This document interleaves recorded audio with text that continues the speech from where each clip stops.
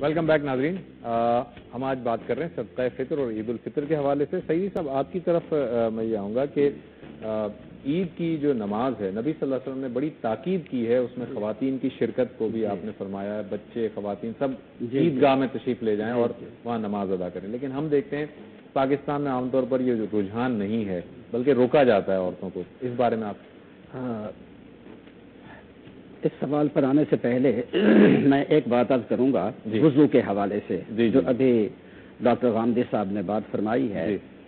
وضو میں کچھ چیزیں فرض ہیں, کچھ چیزیں سنت ہیں, اور کچھ قرآن پاک میں فرما دیا گیا ہے فاغسلوا وجوہکم وایدیکم. چار چیزیں بتا دی, چار چیزیں بتا دی ہیں. وہ چار تو فرائض ہو گئے. یہ چار, ان کی ترتیب میں غلط نہیں کیا جا سکتا. اچھا, یہ تو ترتیب قرآنی ہے. اچھا ٹھیک ہے, یہ تو ترتیب قرآنی ہے.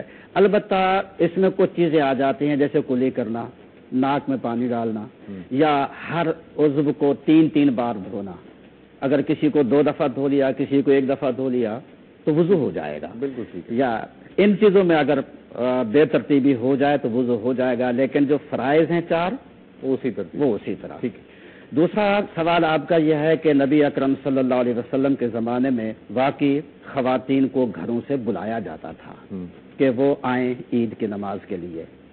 نبی اکرم صلی اللہ تعالی علیہ وسلم کا زمانہ وہ اگر پھر سے موجود ہو جائے تو عورتوں کو اسی طرح پھر سے عیدگاہ میں آنے کی اجازت ہوگی. پاکیزہ زمانہ. اب میں ایک بات عرض کروں گا کہ ایک وقت آ گیا کہ لوگ جو تھے, یعنی وہ منافقین جو مکہ میں رہتے تھے یا دوسرے لوگ, ان کے نوجوان وہ آنے جانے والی خواتین کو تنگ کیا کرتے تھے. تو پھر منع کر دیا گیا کہ خواتین جو ہیں وہ عید کے لیے, جمعہ کی نماز کے لیے اور باقی نمازوں کے لیے بھی نہ آئیں.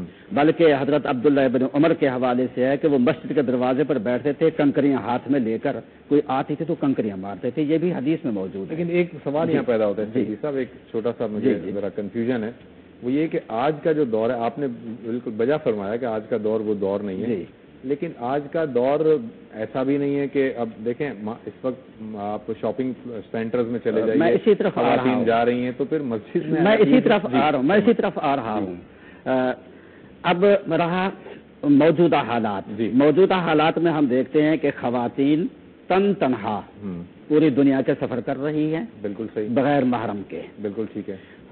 تنہا بازاروں میں گھوم رہی ہیں, گاڑیاں چلا رہی ہیں, آ رہی ہیں, جا رہی ہیں, آفس میں کام کر رہی ہیں, اور وہ بھی ایسے آفس کے جہاں مرد اور عورتیں ایک ساتھ ہوتی ہیں. بالکل صحیح. ایسے حالات میں ان کو مسجد میں نماز کے لیے بھی آنے کی اجازت ہے, جمعہ کے لیے بھی اور عید کے لیے, عیدگاہ کے لیے بھی.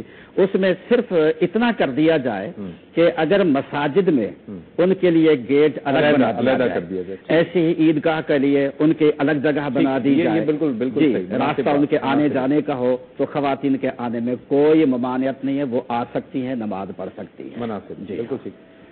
کاظمی صاحب, یہ عید الفطر کے جو ہے, عید الفطر آپ صلی اللہ علیہ وسلم نے فرمایا خوشی کا دن ہے, یہ سب اس کے کچھ آداب بھی بتائے ہیں نبی صلی اللہ علیہ وسلم نے, کہ یعنی نبی صلی اللہ علیہ وسلم عید کو کس طرح مناتے تھے. صبح اٹھتے تھے, میں نے سنا ہے کہ وہ میٹھی چیز کھاتے تھے, ذرا اس کی ذرا وضاحت کیجیے گا. دیکھیے, اس میں عید کے دن خوشی کا دن ہے. اب یہ خوشی ہر خوشی نہیں منا سکتا آدمی, کے میوزک ہی سننا شروع کر دے آدمی. بالکل ٹھیک ہے. ناچنا شروع کر دے خوشی میں, ایسی بات نہیں ہے.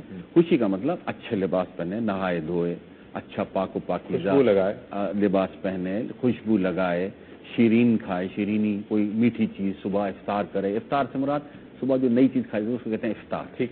تو وہ اس سے شیرینی سے سوئیاں جیسے بنتی ہیں, بہت اچھی چیز ہے. بالکل ٹھیک ہے. یا اور بھی کوئی میٹھی چیز ہو سکتی ہے اپنے اپنے علاقوں کے حساب سے, تو وہ اپنی میٹھی چیز کھائے اور خوشی منائے, اور ملیں لوگ ایک دوسرے سے.